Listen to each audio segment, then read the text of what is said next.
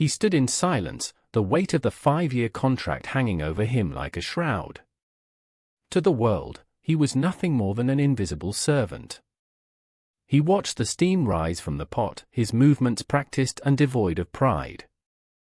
The wife swept into the room, her designer blouse bright against the drab interior. She didn't look at him, her gaze fixed instead on the glowing screen of her phone. To her, he was merely furniture, a fixture in her life that existed to be ordered around. The air crackled with a sudden, sharp tension. The wife tossed her handbag toward the couch, a gesture of careless entitlement. The silence between them was not peaceful, it was a wall designed to keep him in his place. The CEO arrived, his presence tainting the air of their home. He carried the remnants of a failed business deal, a reckless gamble that he now intended to bury. The protagonist stood in the corner, eyes averted, playing his role perfectly. The wife demanded an apology, her voice dripping with artificial outrage.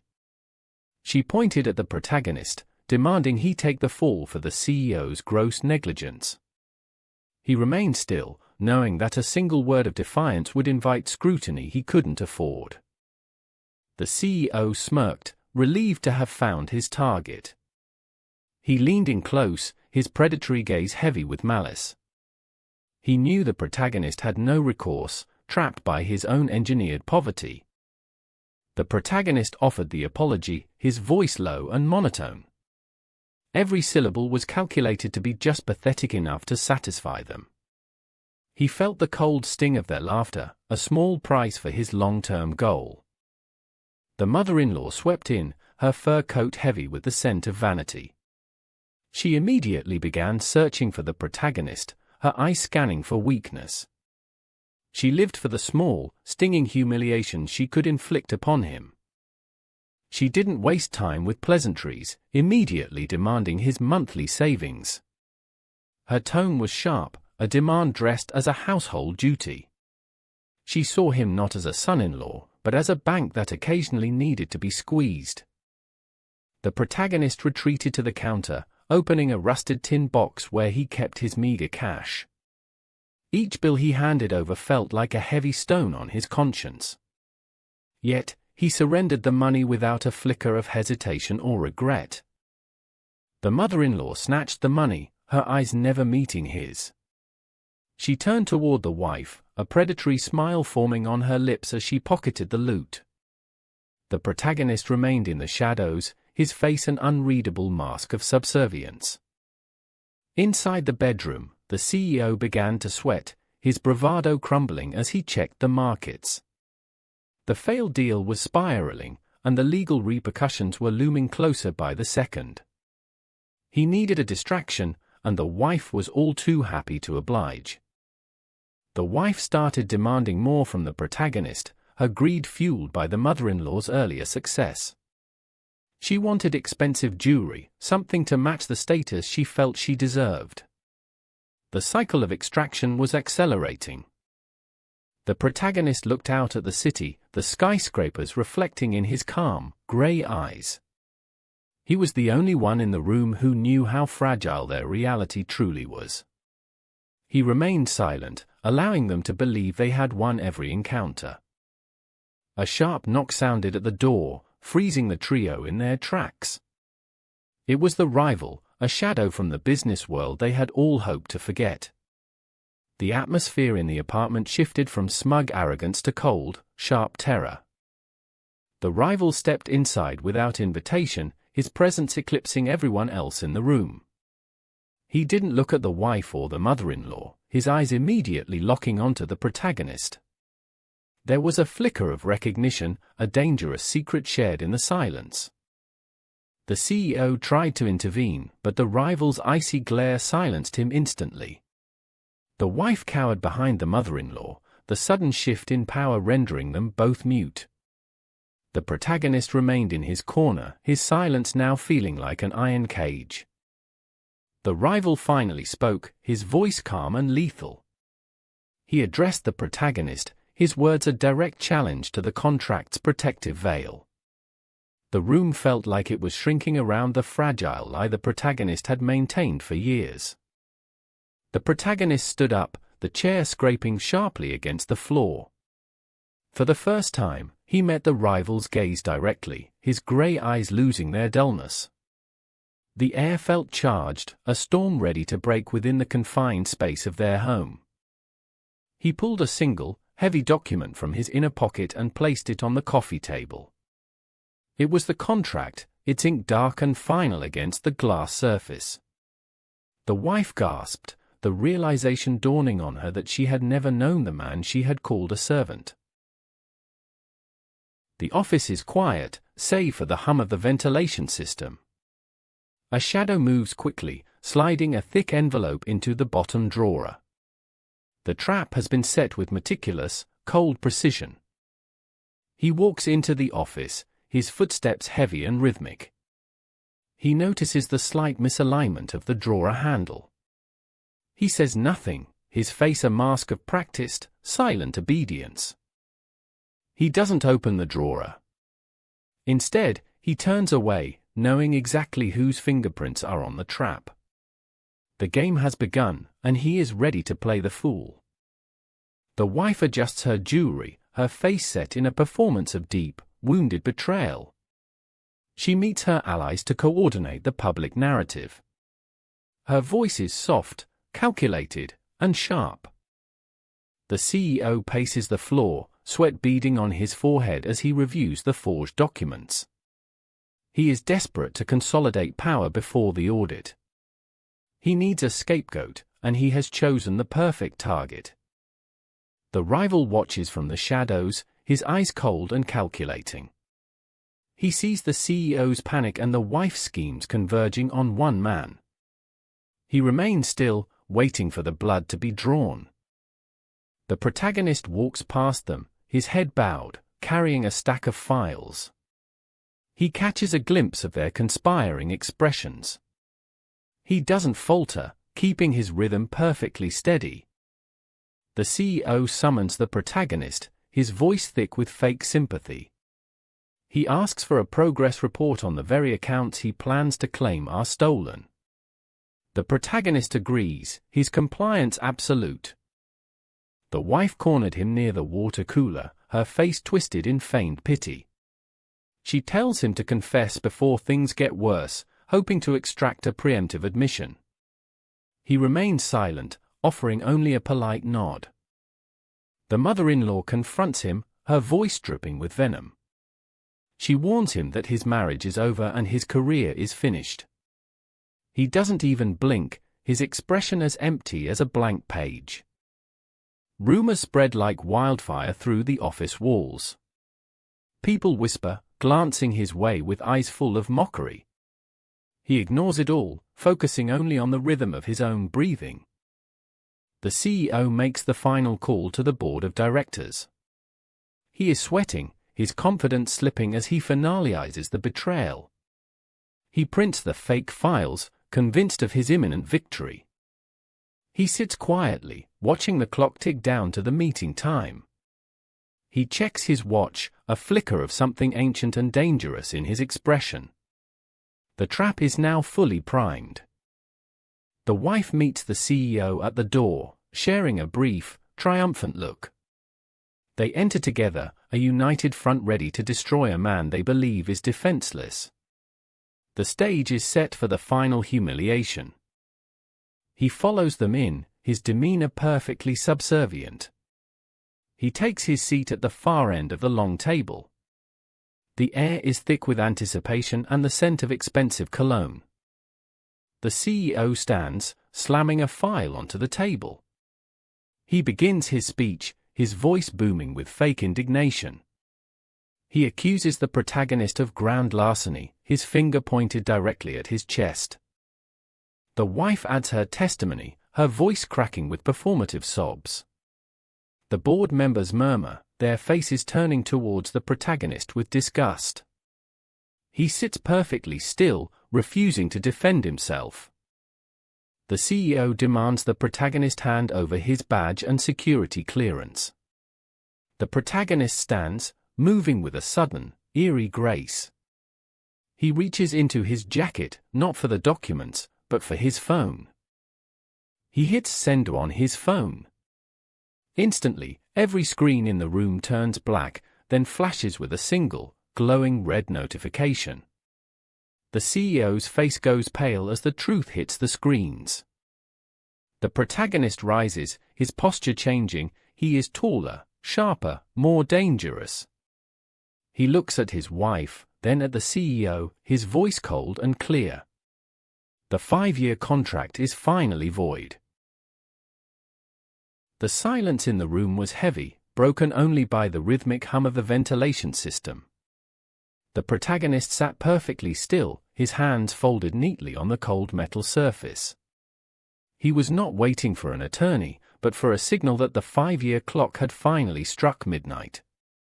A phone rang, piercing through the precinct's chaotic atmosphere like a gunshot. The captain picked up the receiver, his expression shifting from annoyance to pure, unfiltered terror as he listened to the voice on the other end. He dropped the phone, his face drained of all color. The iron bolt slid back with a grating screech that echoed down the hallway. Guards who had treated the protagonist like garbage only an hour ago now stepped back, heads bowed in sudden deference. He rose slowly, smoothing out the frayed cuffs of his shirt as if stepping into a kingdom. He bypassed the security protocols with the ease of a man walking through his own front door. His fingers danced across the holographic interface, routing assets through dozens of shell companies. Each transfer was a surgical strike against the empire that thought it had shackled him. The CEO stared at his screens, watching the ticker symbols turn red in real time. Millions were hemorrhaging from his accounts, vanishing into digital voids he couldn't track. He roared in frustration, overturning a glass of expensive scotch onto his mahogany desk. The wife stood frozen as her credit card was declined for the 3rd time in 10 minutes. Panic began to claw at her throat, replacing her usual arrogant facade with something much sharper. She frantically checked her banking app, only to find a balance of 0. The mother-in-law entered the room, her voice a sharp demand for service that went unanswered. She found the house unnervingly quiet, a stark departure from the usual bustling staff. Her face twisted into a mask of indignation as she realized nobody was coming to cater to her whims. The rival watched the market data, his icy eyes narrowed in suspicion as he noted the strange movement of capital. He recognized the pattern, a ghost from the past he thought had been buried 5 years ago. His knuckles drummed against the glass table, a signal of his growing agitation. The protagonist stepped out into the night air, the cool breeze a sharp contrast to the suffocating heat of the police station. He adjusted his collar, his shadow long and imposing against the wet brick walls.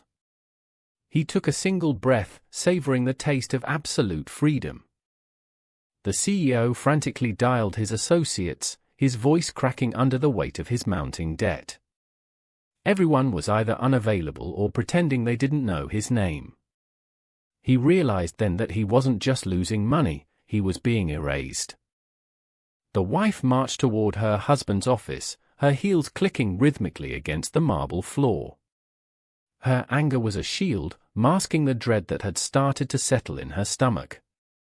She was ready to demand answers for the strange warnings appearing on her accounts. She burst through the doors, only to find the CEO standing in the center of the room, looking utterly defeated. He didn't even look at her, his eyes fixed on the empty screen of his main terminal. The life they had curated so carefully was crumbling to dust. The mother-in-law was frantically shoving jewelry into a small leather bag. Her hands shook, causing a diamond necklace to snag on the lace of her nightgown. She knew if the money vanished, the facade of their family's prestige would vanish with it. The rival stepped out of his car, his movements fluid and predatory. He had tracked the digital footprints to this specific location, a private terminal used by high-level insiders. He wasn't just looking for money, he was looking for the man he intended to break. The protagonist paused, sensing a presence nearby. He didn't panic, he simply hit enter, finalizing the last transfer of the corporate assets into his private trust. The screen flickered, a success message displayed in elegant, cold typeface. The door swung open with a heavy thud, revealing the rival standing there. He expected to see a desperate hacker, but instead, he found the protagonist sitting calmly, checking his watch. The air in the room grew heavy with the collision of two titans. The rival stepped forward, a smug grin forming on his lips as he prepared to dismantle the protagonist. He began to speak, but the protagonist cut him off with a single, icy look that stopped him in his tracks. The power dynamic shifted, leaving the rival looking suddenly small. The protagonist stood up, revealing a height and presence the rival hadn't anticipated. He walked past the rival, not even bothering to look at him as he exited the room. The rival stood paralyzed, his own ambition turning into a trap he couldn't escape. The CEO and his wife met the protagonist in the center of the lobby, surrounded by onlookers. The CEO lunged forward, but the protagonist didn't even flinch. He simply held up a single, black digital key, the symbol of the company's new ownership. He handed the key to the wife, watching as her face crumbled in realization of what it meant. She looked down at the key, then back at him, her eyes wide with a mixture of terror and dawning understanding. The 5-year contract was over, and the war was only just beginning. The morning sun cut through the glass, illuminating the frantic footsteps of junior analysts. Chaos reigned as the digital ticker on the wall flickered red, signaling a massive, unauthorized transfer. No one noticed the man in the faded, ill-fitting shirt standing near the revolving doors. Inside the executive suite, the air was thick with the scent of stale coffee and desperation. The CEO slammed his fist against the mahogany desk, his knuckles turning white. He stared at the blank screens that moments ago held his empire's fortune. A sharp knock echoed through the room, but the CEO was too paralyzed to answer. The protagonist stood in the hallway, clutching a stack of discarded files. He watched the man who once humiliated him descend into a frantic, spiraling panic. The protagonist walked past the glass wall with deliberate, slow steps. He adjusted his fraying cuffs, a gesture of practiced insignificance. He was an invisible gear in a machine he now owned entirely. The wife stood by the elevators, her expensive silk blouse strained as she fumbled with her phone. She was frantic, unaware that her luxury lifestyle had just been stripped away by an anonymous shell company. She didn't spare a glance for the servant walking by. The CEO shouted into his phone, demanding answers from offshore banks that had already severed ties. His desk was littered with legal documents, now useless paper. He was hunting for a ghost he couldn't name. The protagonist stopped to fill a plastic cup with water, his movements rhythmic and steady. He heard the muffled screams of the CEO from the hallway. He drank, feeling the cold liquid wash away 5 years of silence. The mother-in-law arrived, her fur coat heavy, her expression one of cold entitlement. She sought the CEO to demand funds for an upcoming gala. She looked past the protagonist as if he were furniture. The CEO emerged, his eyes wild and unfocused, nearly colliding with the protagonist. He didn't see the man who owned his debts, he only saw an obstacle to his escape. He shoved the protagonist aside without a word. Hidden away in the quiet, the protagonist accessed a terminal. With a few keystrokes, he locked the CEO out of the final liquidity accounts. He remained the silent observer, his net worth hidden behind ironclad privacy walls. The rival arrived, walking with the heavy, calculated steps of a shark. He had smelled the blood in the water. He didn't acknowledge anyone, his gaze fixed on the executive floor with predatory hunger. The CEO collapsed into his chair as the rival entered without permission. The air in the room grew heavy, the power dynamic shifting in an instant. The rival smiled, a gesture devoid of warmth. The wife watched the rival enter the office from a distance, her intuition warning her of danger.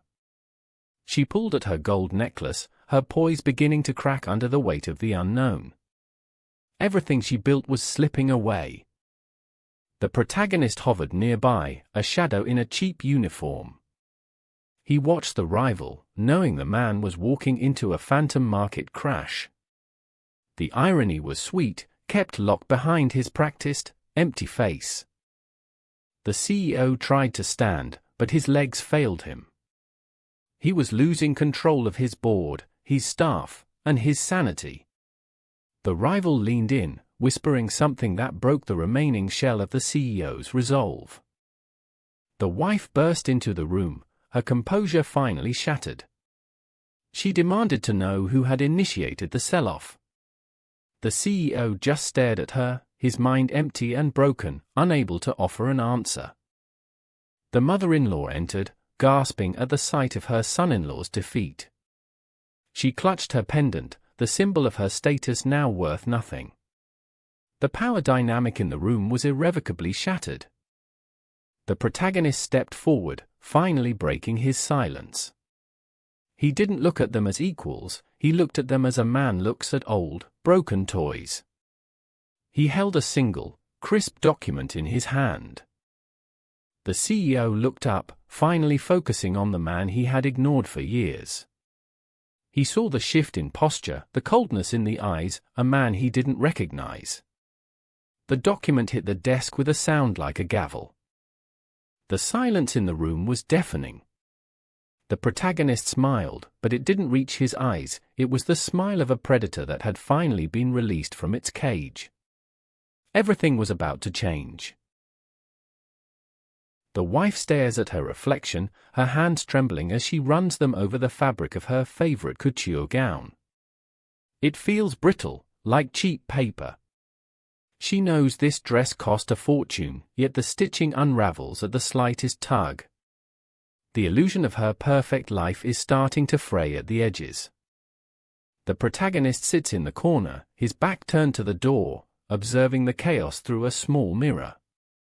He keeps his expression flat, neutral, and entirely devoid of life. He knows the contract requires silence, and silence is the deadliest weapon he possesses. He watches her panic grow with clinical detachment. The CEO reaches for the brass handle of the lounge, expecting the usual deferential treatment from the staff. Instead, the door remains locked, its heavy frame immovable. The digital display flashes a jarring red alert, denying his credentials. His world is suddenly becoming very small. The wife turns on her husband, her blue eyes sharp with sudden, irrational fury. She demands to know why her designer assets are failing. She refuses to believe that her social standing is slipping. Her voice echoes against the marble countertops. The protagonist says nothing, merely continuing to polish the silverware with rhythmic, obsessive precision. His silence is like a wall, frustrating her even further. He offers no defense and no explanation, keeping his zero net worth cover perfectly intact. He is merely an object in her eyes, beneath notice. The CEO paces the length of his office, his phone pressed firmly against his ear. He is shouting into the receiver, but the silence on the other end confirms his worst fears. Even his closest subordinates are no longer answering his calls. He is being erased from the corporate network. The mother-in-law enters, her face twisted in indignation as she spots the discarded clothes piled on the rug. She views the situation as a personal insult to her family's name. She doesn't see a tragedy, she sees an inconvenience. She blames the wife for not maintaining appearances. The wife snaps back, her composure finally breaking into sharp, jagged edges. She yells about the lack of support and the sudden isolation they are all facing. Her golden jewelry feels like chains now. The house that once felt like a palace now feels like a cage. The protagonist leans against the cold wall, listening to the muffled shouting from the living room. He glances at his watch, noting the time remaining on his firm's restrictive contract. He is waiting for the precise moment when the house of cards collapses completely. He remains a shadow, unnoticed and unbothered. The CEO bangs his fists against the steering wheel, his breathing heavy and ragged. He tries to access his offshore accounts, but the screen displays a persistent error. He realizes he has been locked out of his own life. The silence of the garage is suffocating. The mother-in-law grabs the wife's arm, forcing her to acknowledge the reality of their situation. She demands to know where the money went, her voice dropping into a harsh whisper. She isn't concerned with the wife's welfare, only her own plummeting status. The greed is palpable in the room. The wife pulls away, accusing the mother-in-law of being the one who spent the reserves on her own vanity projects. She points at the diamonds, mocking their value now that the company is failing.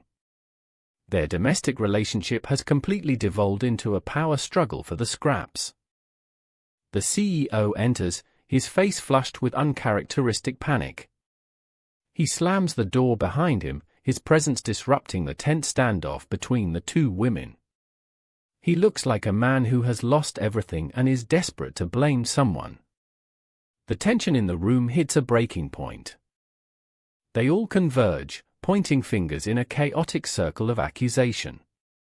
The CEO blames the wife's spending, she blames his mismanagement, the mother-in-law blames both for their incompetence.